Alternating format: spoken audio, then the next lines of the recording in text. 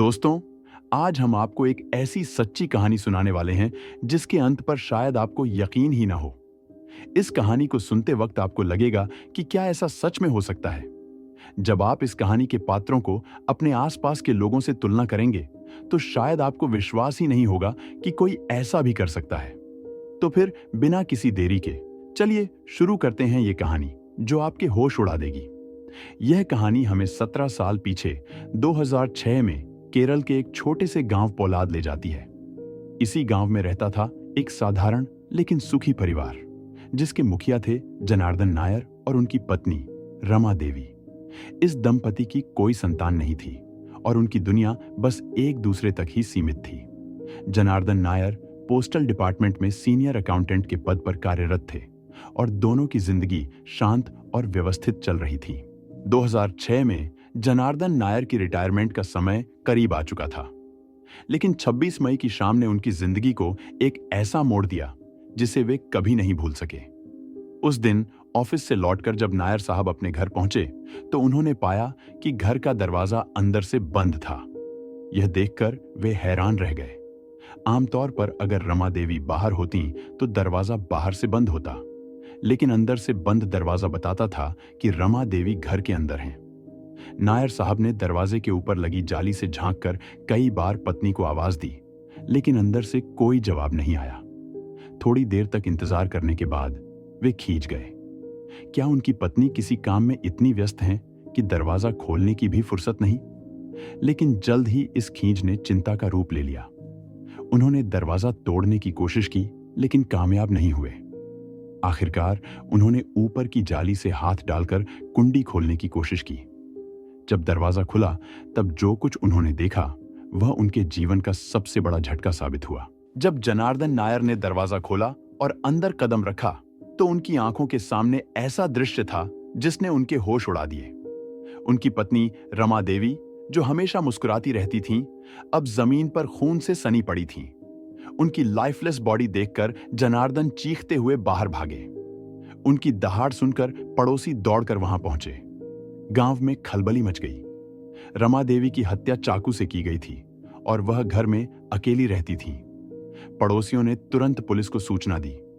Police और forensic team ने मौके पर पहुंचकर जांच शुरू की। हर जगह से सबूत जुटाए गए और रमा देवी की लाश को पोस्टमार्टम के लिए भेज दिया गया। पूछताछ की शुरुआत जनार्दन नायर से हुई। आखिरकार हत्या की खबर सबसे पहले उन्हीं ने दी थी। नायर साहब ने बताया कि ऑफिस से लौटकर उन्होंने दरवाजा अंदर से बंद पाया, आवाजें दी, लेकिन कोई जवाब नहीं मिला। जब उन्होंने जाली से हाथ डालकर दरवाजा खोला तब उन्हें अपनी पत्नी का यह खौफनाक हाल दिखा। जनार्दन नायर के बयान के बाद अब पुलिस ने पड़ोसियों से पूछताछ शुरू की। ज्यादातर लोग उस शाम अपने घरों में थे और कुछ भी असामान्य नहीं देख पाए थे, लेकिन नायर साहब के घर के बगल में रहने वाली एक महिला ने पुलिस को चौंकाने वाली जानकारी दी। उसने बताया कि नायर साहब के घर के सामने एक आदमी संदिग्ध ढंग से टहल रहा था। वह बेचैन लग रहा था और बार बार इधर उधर देख रहा था। महिला ने उससे पूछने की कोशिश की कि वह वहां क्यों घूम रहा है, लेकिन इससे पहले कि वह कुछ कहती वह आदमी वहां से चला गया। जब पुलिस ने उससे उस आदमी का हुलिया पूछा तो महिला ने बताया कि वह आदमी पास की एक निर्माणाधीन बिल्डिंग में काम करता था। यह सुनते ही पुलिस सक्रिय हो गई। वे उस बिल्डिंग की साइट पर पहुंचे, महिला को साथ ले गए ताकि वह उस आदमी की पहचान कर सके, लेकिन वहां पहुंचने पर पता चला कि वह आदमी गायब था। बिल्डिंग में काम करने वाले मजदूरों और ठेकेदार से पूछताछ में पता चला कि वह आदमी, जिसका नाम चुटला मुथु था, बिना किसी को कुछ बताए उसी सुबह साइट से चला गया था। यह बात पुलिस के शक को और गहरा कर गई। जब पुलिस ने चुटला मुथु के ठिकाने का पता लगाने की कोशिश की तो मजदूरों ने बताया कि वह बाहरी राज्य से आया था। उसके घर का सही पता किसी को नहीं पता था, लेकिन उसकी पत्नी का पता जरूर पुलिस के हाथ लग गया। पुलिस तुरंत उसकी पत्नी के पास पहुंची। उसने बताया कि अब उसका अपने पति से कोई संबंध नहीं है और उसे यह भी नहीं पता कि वह इस समय कहां है। हालांकि उसने एक बात साफ कही, वह आदमी ठीक नहीं है। इस बयान ने पुलिस के शक को यकीन में बदल दिया। अब चुटला मुथु इस केस का मुख्य संदिग्ध बन चुका था। पुलिस ने उसे ढूंढने के लिए अपनी पूरी ताकत झोंक दी। दिन रात सर्च ऑपरेशन शुरू हुआ, लेकिन वह आदमी ऐसे गायब हो गया जैसे हवा में घुल गया हो। क्या छुटला मुथु ही रमा देवी का कातिल था, या यह केस और भी गहरे राज छुपाए हुए था? 1 साल बीत चुका था। रमा देवी के मर्डर केस ने पूरे केरल को झकझोर दिया था, लेकिन कातिल का अब तक कोई सुराग नहीं मिला। धीरे धीरे लोगों का धैर्य जवाब देने लगा। पुलिस की नाकामी से गुस्साए केरल के जागरूक और शिक्षित लोगों ने विरोध करना शुरू कर दिया। जनार्दन नायर की पत्नी की हत्या का मामला अब सिर्फ एक परिवार की नहीं, बल्कि पूरे राज्य की आवाज बन चुका था।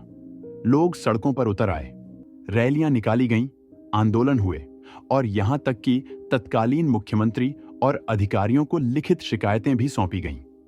हर कोई चाहता था कि रमा देवी के हत्यारे को जल्द से जल्द गिरफ्तार किया जाए, लेकिन पुलिस के हाथ खाली थे।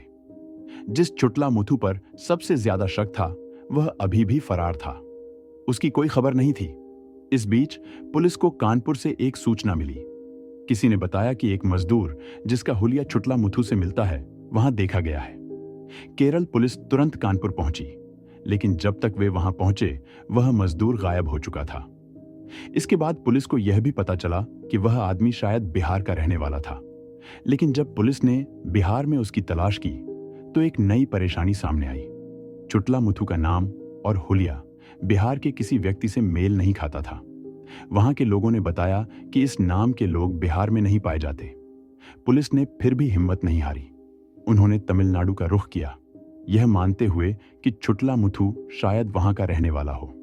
लेकिन तमिलनाडु में भी उनकी तलाश बेकार गई। पुलिस देश भर में भटक रही थी, लेकिन छुटला मुथु का कहीं कोई अता पता नहीं था। इस बीच जनार्दन नायर और पूरे राज्य की उम्मीदें धूमिल होने लगीं। रमा देवी की हत्या का मामला अब एक अनसुलझी गुत्थी बन चुका था। पुलिस अपना काम कर रही थी, नई नई टीमें बनाई जा रही थीं और जांच अधिकारियों को बदला जा रहा था। लेकिन हर बार नतीजा वही, हत्यारे का कोई सुराग नहीं। इस नाकामी से आम लोगों में गुस्सा बढ़ता जा रहा था। गांव के लोग बार बार धरने और प्रदर्शन कर रहे थे, लेकिन इससे कोई फर्क नहीं पड़ा। अंततः जनार्दन नायर ने खुद अधिकारियों से अपील की कि केस को क्राइम ब्रांच को सौंपा जाए। उनकी बात मानी गई और मामला क्राइम ब्रांच के पास पहुंचा। लेकिन ऐसा लगता था कि इस केस की फाइल को बार बार नीचे दबा दिया जाता। वक्त बीतता गया और नायर साहब की उम्मीदें भी धूमिल होने लगीं। इस बीच गांव में एक नई अफवाह ने जन्म ले लिया। क्या रमा देवी की हत्या खुद उनके पति जनार्दन नायर ने की है? गांव के कुछ लोग दबी जुबान में यह सवाल करने लगे। यह अफवाह नायर साहब के लिए बेहद अपमानजनक और दर्दनाक थी। उनकी पूरी जिंदगी अब इस झूठे शक के बोझ तले दबने लगी। तभी साल 2007 में नायर साहब ने एक बड़ा कदम उठाया। उन्होंने केरल हाई कोर्ट का दरवाजा खटखटाया। अपनी पत्नी की हत्या के मामले में न्याय की गुहार लगाते हुए उन्होंने हाई कोर्ट से अपील की कि जांच को तेज किया जाए। हाई कोर्ट ने मामले को गंभीरता से लिया और क्राइम ब्रांच और पुलिस को कड़ी फटकार लगाई। जांच फिर से तेज हो गई, लेकिन यह जांच भी वहीं आकर अटक गई जहां पहले अटकी थी। छुटला मुथु, उस मजदूर जिस पर सबसे बड़ा शक था, का अब तक कोई सुराग नहीं मिला। वह मानो हवा में गायब हो चुका था। रमा देवी हत्याकांड की फाइल कभी पुलिस विभाग की अलमारी में धूल खाती रहती, तो कभी किसी अफसर की मेज पर खुलकर एक नजर में ही बंद हो जाती। 17 साल तक इस मामले ने सिर्फ धक्के खाए। कभी किसी अधिकारी ने जांच का दिखावा किया, तो कभी किसी ने इसे नजरअंदाज कर दिया। लेकिन इस साल जुलाई में क्राइम ब्रांच में एक नए अधिकारी, इंस्पेक्टर सुनील राज की एंट्री ने इस फाइल की किस्मत बदल दी। सुनील राज ने जब पुरानी फाइलों को खंगालना शुरू किया, तो रमा देवी हत्याकांड की फाइल ने उनकी खास रुचि खींची। उन्होंने पूरे ध्यान से केस पढ़ा और पाया कि इस मामले में हाई कोर्ट का आदेश भी था, फिर भी कोई ठोस कार्रवाई नहीं हुई थी। फाइल में लिखी हर छोटी बड़ी बात पर गौर करते हुए सुनील ने देखा कि हर अधिकारी ने बस एक ही दिशा में सोचा था, उस मजदूर छुटला मुथु को आरोपी मानकर। सभी ने उसकी तलाश की, लेकिन वह कभी पकड़ा नहीं गया। सुनील राज ने तय किया कि इस मामले की जांच एक नई नजर से करेंगे। उन्होंने इसे पूरी तरह से अलग एंगल से देखना शुरू किया। सबसे बड़ा सवाल जो उन्हें परेशान कर रहा था, वो यह था, अगर दरवाजा अंदर से बंद था, तो मजदूर ने हत्या कैसे की होगी? अगर मजदूर हत्या के बाद बाहर आ गया तो दरवाजा अंदर से बंद करने की जरूरत क्यों पड़ी? एक सामान्य सोच वाला इंसान भी समझ सकता है कि कोई भी कातिल हत्या के बाद घटना स्थल से जितनी जल्दी हो सके भागने की कोशिश करेगा, न कि रुककर दरवाजा बंद करेगा। सुनील पहले अधिकारी थे जिन्होंने यह मानकर चलना शुरू किया कि हो सकता है मजदूर छुटला मुत्थू इस हत्या का दोषी न हो। उन्होंने खुद से सवाल किया, अगर छुटला मुत्थू ने यह हत्या नहीं की तो असली कातिल कौन हो सकता है? इस नई दिशा में सोचने के लिए उन्हें सबसे पहले सबूत जुटाने की जरूरत थी। उन्होंने फैसला किया कि जांच वहीं से शुरू की जाएगी जहां से यह मामला शुरू हुआ था, रमा देवी की हत्या वाले दिन से। 17 साल पुराना यह केस एक बंद किताब जैसा था जिसे हर कोई खोलने से डरता था, लेकिन सुनील राज की नई सोच और लगन ने इसे दोबारा जीवित कर दिया। क्या वह रमा देवी की मौत के पीछे छिपे असली कातिल का पता लगा पाएंगे, या यह फाइल फिर से धूल छाटने के लिए किसी अलमारी में बंद हो जाएगी? इस रहस्यमयी कहानी के आगे के खुलासे जानने के लिए जुड़े रहिए। इंस्पेक्टर सुनील राज ने रमा देवी हत्याकांड की जांच में पूरी लगन और नए नजरिए के साथ कदम रखा। इस बार उन्होंने सबसे पहले उन बयानों को खंगालने का फैसला किया जो हत्या के दिन जनार्दन नायर और उनके पड़ोसियों ने दिए थे। हर शब्द, हर लाइन को पढ़ते हुए सुनील का ध्यान बार बार जनार्दन नायर के बयान पर अटक रहा था। जनार्दन ने कहा था कि जिस दिन हत्या हुई वह पूरा दिन ऑफिस में थे। जब शाम को घर लौटे तो घर का दरवाजा अंदर से बंद मिला। कई बार आवाज लगाने के बाद भी जब दरवाजा नहीं खुला तो उन्होंने सोचा कि कुछ अनहोनी हो गई है। उन्होंने दरवाजे के ऊपर लगी जाली से हाथ डालकर कुंडी खोली और अंदर जाकर देखा। वहां उनकी पत्नी की लाश पड़ी थी। सुनील राज को इस बयान में कुछ अजीब सा लगा। उनके मन में सवाल उठा, क्या सच में जाली से हाथ डालकर दरवाजा खोला जा सकता था? इस सवाल का जवाब ढूंढने के लिए उन्होंने फौरन जनार्दन नायर के घर जाने का फैसला किया। जब सुनील जनार्दन के घर पहुंचे तो उनके पैरों तले जमीन खिसक गई। वह घर जहां यह घटना घटी थी, अब वहां एक नया मकान खड़ा था। पुराना घर गिरा दिया गया था। उस जाली और दरवाजे का अब कोई नामो निशान नहीं था। यह सुनील के लिए बड़ा झटका था। बिना उस जाली और दरवाजे को देखे वह यह साबित कैसे करते कि जनार्दन का बयान सही था या झूठा? थोड़ी निराशा के साथ सुनील वापस ऑफिस लौटे, लेकिन उन्होंने हार मानने का नाम नहीं लिया। फाइल में रखी क्राइम सीन की तस्वीरों को उन्होंने निकलवाया और अलग अलग एंगल से ली गई हर तस्वीर को ध्यान से खंगालने लगे। उनकी नजर दरवाजे और जाली पर गई। उन्होंने दरवाजे की ऊंचाई, जाली की स्थिति और उसके आसपास की संरचना को गौर से देखा।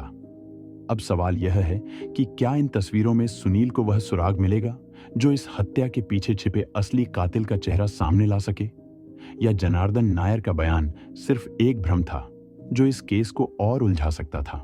इंस्पेक्टर सुनील राज के दिमाग में जनार्दन नायर के बयान पर शक की चिंगारी लग चुकी थी और अब वह इसे साबित करने के लिए कोई कसर नहीं छोड़ना चाहते थे। सबसे पहले उन्होंने नायर साहब के पड़ोसियों को बुलाया और उनसे दरवाजे, जाली और घर के बारे में विस्तार से जानकारी ली। अब समय था असली सबूत जुटाने का। सुनील राज ने पुलिस से कहा, हम एक बिल्कुल ऐसा ही दरवाजा, जाली और दीवार तैयार कराएं जैसा नायर साहब के घर में था। उनका आदेश मिलते ही पुलिसकर्मी काम में जुट गए। एक खाली प्लॉट पर उसी आकार की दीवार बनाई गई जिसमें नायर के घर जैसा लंबा, चौड़ा और ऊंचा लकड़ी का दरवाजा लगाया गया। फोटो से देखकर उस दरवाजे के ऊपर ठीक उसी ऊंचाई पर जाली भी लगवाई गई और वहीं उसी जगह पर कुंडी भी फिट कराई गई। अब बारी थी नायर साहब को फिर से अपने बयान की पुष्टि करने के लिए बुलाने की। उन्हें एक बार फिर वही बयान देने को कहा गया जो उन्होंने 2006 में रमा देवी की हत्या के बाद दिया था। नायर साहब ने वही पुराना बयान दोहराया, लेकिन जब उन्हें उस दरवाजे के पास ले जाया गया जो अब सुनील राज ने तैयार करवाया था तो वह चौंक गए। इंस्पेक्टर सुनील राज ने उन्हें बताया, यह दरवाजा भी ठीक वैसे ही है जैसा आपके घर में था। जाली भी उसी ऊंचाई पर लगी है और कुंडी भी ठीक उसी जगह पर लगी है। अब आप जाली से हाथ डालकर कुंडी खोलने की कोशिश कीजिए जैसा आपने अपनी पत्नी की हत्या के बाद किया था। नायर साहब ने जैसे ही हाथ डालकर कुंडी खोलने की कोशिश की, उनका हाथ कुंडी तक नहीं पहुंच पाया। पुलिस ने देखा कि जाली से हाथ डालने पर उनके हाथ और कुंडी के बीच करीब 1 फुट का अंतर था। अब इंस्पेक्टर सुनील राज पूरी तरह से समझ गए कि नायर साहब झूठ बोल रहे थे। नायर साहब को अब हत्या के मामले में संदेह के घेरे में लाया गया। उन्हें चुपचाप अपने घर लौटने के लिए कह दिया गया और मामला एक नए मोड़ पर पहुंच गया। रमा देवी की हत्या की गुत्थी अब तक उलझी हुई थी, लेकिन इंस्पेक्टर सुनील राज ने जैसे ही फोरेंसिक रिपोर्ट्स पर ध्यान दिया, मामला नया मोड़ लेने लगा। सबसे पहले उन्होंने रमा देवी के हाथों में मिले बालों की डीएनए रिपोर्ट मंगवाई। पुलिस को इस केस में पूरा यकीन था कि हत्या उस मजदूर चुटला मुथु ने की थी, इसलिए वे लगातार यही सोचते रहे कि जब वह मजदूर पकड़ा जाएगा तब उसकी डीएनए जांच से सच सामने आएगा। लेकिन सुनील राज ने एक कदम आगे बढ़ते हुए रमा देवी के पति जनार्दन नायर का डीएनए सैंपल भी लिया और उसे जांच के लिए भेज दिया। अब जब नायर साहब शक के घेरे में आ चुके थे, तो सुनील राज ने इस कड़ी को और मजबूती से जोड़ने का फैसला किया।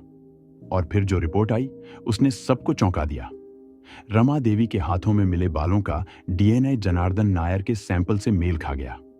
इसका मतलब साफ था, रमा देवी ने अपनी हत्या के वक्त जिस व्यक्ति के बालों को दोनों हाथों से खींचा था, वह कोई मजदूर नहीं, बल्कि उसका खुद का पति जनार्दन नायर था। यह खुलासा पुलिस के लिए किसी बड़े झटके से कम नहीं था। और फिर 75 साल के जनार्दन नायर को गिरफ्तार कर लिया गया। जब उससे पूछताछ की गई तो उसने अपनी पत्नी की हत्या का अपराध भी स्वीकार कर लिया। यह केस अब 17 सालों बाद खत्म हुआ था और रमा देवी का असली कातिल पकड़ लिया गया था। खास बात यह थी कि जनार्दन नायर ही वह आदमी था जिसने हाई कोर्ट तक में अपील की थी कि उसकी पत्नी के कातिल को जल्द से जल्द पकड़ लिया जाए। रमा देवी की हत्या के पीछे छिपा था एक गहरा और खतरनाक राज। जनार्दन नायर को अपनी पत्नी के चरित्र पर शक था। उन्हें लगता था कि जब वह ऑफिस जाते थे तो उनकी पत्नी के घर लड़के आते थे जिनसे उसके गलत संबंध थे। इस शक ने उनके रिश्ते में दरार डाल दी थी और अक्सर दोनों के बीच तीखी बहस और लड़ाई होती रहती थी। और फिर जिस दिन रमा देवी की हत्या हुई, वह दिन भी कुछ अलग नहीं था। पति पत्नी के बीच वही पुराना झगड़ा हुआ था। दोनों के बीच मारपीट शुरू हो गई थी और इस मारपीट में रमा देवी ने दोनों हाथों से अपने पति के बाल खींच लिए। गुस्से में आकर जनार्दन नायर ने घरेलू चाकू से हमला किया और अपनी पत्नी की हत्या कर दी। इसके बाद चुपचाप घर से बाहर निकल गए। लेकिन एक और हैरान कर देने वाली बात थी। हत्या के बाद रमा देवी की मुट्ठी में जो बाल दबे थे, वे उसी तरह मुट्ठी में रह गए। कई घंटे बाद जनार्दन नायर वापस घर लौटे। उन्होंने दरवाजा खोला और घर के अंदर पत्नी की हत्या का ड्रामा किया। लेकिन असली सच्चाई यह थी कि दरवाजा अंदर से बंद नहीं था। इस झूठ को बचाने के लिए नायर साहब ने पुलिस को बताया कि वह दरवाजा बाहर से खोलने वाली कहानी बना रहे थे। कुछ समय बाद एक पड़ोस की महिला ने मजदूर चुटला मुथु का नाम लिया और पुलिस का ध्यान उसी पर चला गया। नायर साहब इस दौरान पूरी तरह से बच गए थे। लेकिन पुलिस ने जब उनसे यह पूछा कि अगर वह खुद कातिल थे तो फिर उन्होंने कातिल को पकड़ने के लिए प्रदर्शन क्यों किया, नायर साहब ने जवाब दिया, यह धरना मैंने पड़ोसियों के कहने पर किया था। अगर मैं कुछ नहीं करता तो लोग मुझ पर शक करने लगते। इंस्पेक्टर सुनील राज ने पूछा, फिर आप हाई कोर्ट क्यों गए? नायर साहब ने कहा, यह आइडिया मुझे क्राइम थ्रिलर फिल्मों से मिला था। मुझे लगा अगर मैं कातिल को पकड़ने के लिए कुछ नहीं करता तो लोगों का शक और भी बढ़ सकता है। अगर मैं अपील कर देता तो उन्हें लगता कि मजदूर ही कातिल है। लेकिन यह चाल उल्टी पड़ी। नायर साहब की यह सफाई उन्हें गिरफ्तारी के करीब ले आई और अंत में नायर साहब ने खुद कबूल किया, मुझे पता था कि एक न एक दिन पकड़ा जरूर जाऊंगा, लेकिन इतना समय लगेगा, यह मैंने नहीं सोचा था। आखिरकार पूछताछ के बाद जनार्दन नायर को अदालत में पेश किया गया और वहां से वह अपनी सही जगह जेल पहुंचे, जहां वह बहुत पहले ही पहुंचने चाहिए थे। दोस्तों, क्या आप सोचते हैं कि 60 साल का एक आदमी अपनी पत्नी के चरित्र पर शक करता है? क्या यह केवल एक सामान्य शक है या फिर यह किसी मानसिक बीमारी का लक्षण हो सकता है? क्या आपने कभी ऐसे किसी व्यक्ति को देखा है जो ऐसे शक या इस बीमारी से जूझ रहा हो? आपको क्या लगता है इस तरह की मानसिक स्थिति को कैसे ठीक किया जा सकता है? आपकी राय हमारे लिए बेहद महत्वपूर्ण है। कमेंट बॉक्स में अपनी व्यक्तिगत राय जरूर साझा करें। और हां, अगर आप चाहते हैं कि ऐसी और दिलचस्प कहानियां और जानकारी आपको मिलती रहे, तो चैनल को सब्सक्राइब करना न भूलें।